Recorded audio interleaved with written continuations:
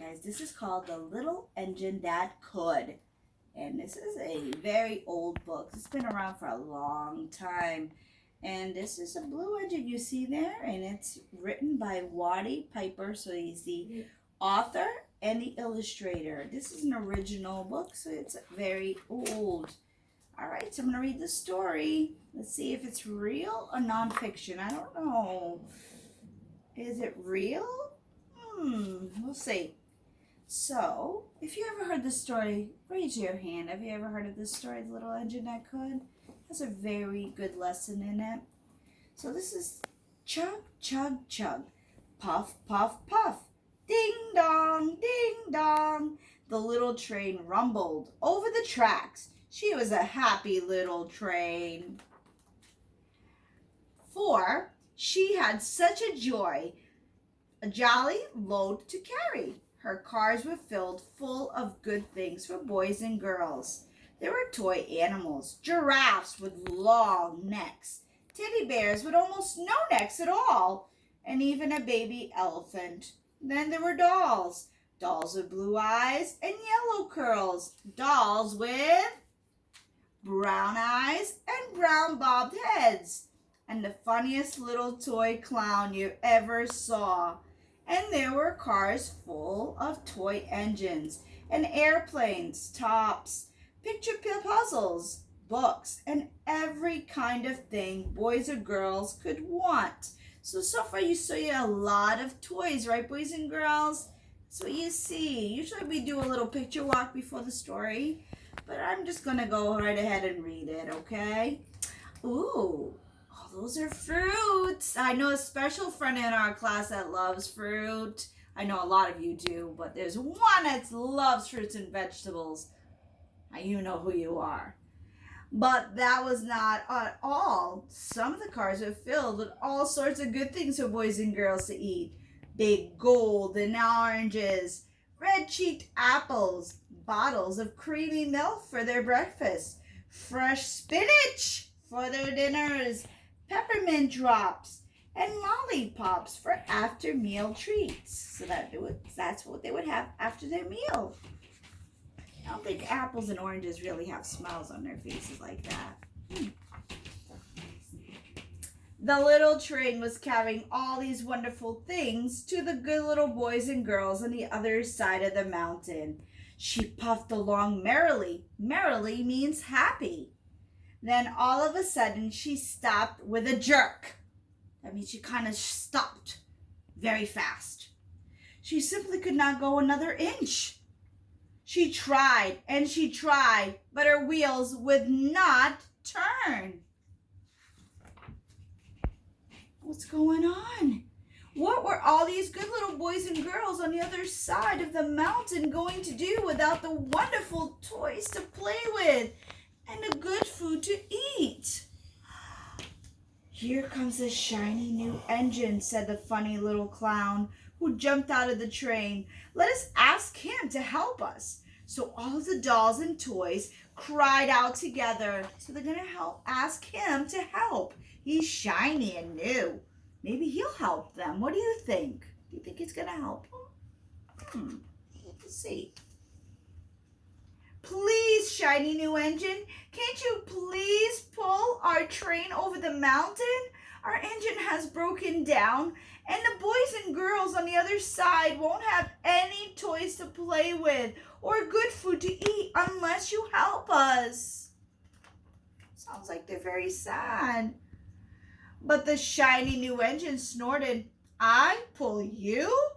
I am a passenger engine. Passenger, remember, boys and girls, it takes on just people.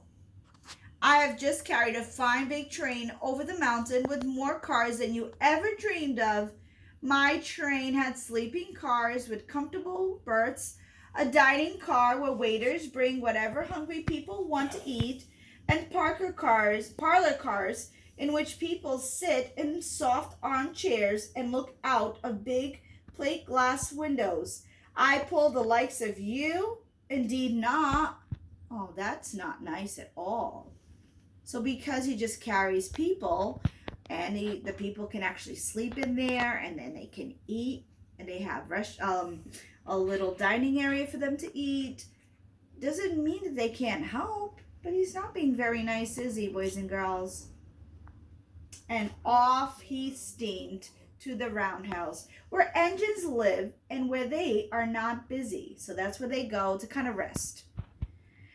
How sad the little train and all the dolls and toys felt. Then the little clown called out, "The passenger engine is not the only one in the world. Here's another engine coming, a great, big, strong one. Let us ask him to help us." The little toy clown waved his flag and the big, strong engine came to stop. "Please, oh please, big engine," cried all the dolls and toys together. "Won't you please pull our train over the mountains? Our engine has broken down and the good little boys and girls on the other side won't have any toys to play with or good food to eat unless you help us." So what do you think? Do you think that this big, strong train is going to help them? What do you think? Yes or no? I don't know. So far the dolls are talking. Do you think this is a real or nonfiction? Is fiction or nonfiction? I think it's fiction. I think it's fake, right? All right, let's see what happens. But the big, strong engine bellowed. "I am a freight train. I have just pulled a big train loaded with big machines over the mountain. These machines print books and newspapers for the grown-ups to read. I am a very important engine indeed. I won't pull the likes of you." And the freight train puffed off. Not nice whatsoever. He didn't even help them. The little train and all the dolls and toys were very sad. "Cheer up," cried the little toy clown. "The freight engine is not the only one in the world. Here comes another one. He looks very old and tired. But our train is so little, perhaps he can help us." So the little toy clown, look, there's a toy clown, waved his flag and a dingy, rusty, old engine stopped. "Please, kind engine," cried all the dolls and toys together, "won't you please pull our train over the mountain? Our engine has broken down and the boys and girls on the other side won't have any toys to play with or any good food to eat unless you help us." What do you think the old rusty engine is going to do? Do you think he's going to help them? Yes or no? What do you think? Let's see. But the rusty old engine sighed. That means he went, "I am so tired. I must rest my weary wheels." Sounds like me lately. "I cannot pull even so little a train as yours over the mountain. I cannot. So tired." And off he rumbled to the roundhouse chugging. I cannot. Then indeed the little train was very, very, very, very sad.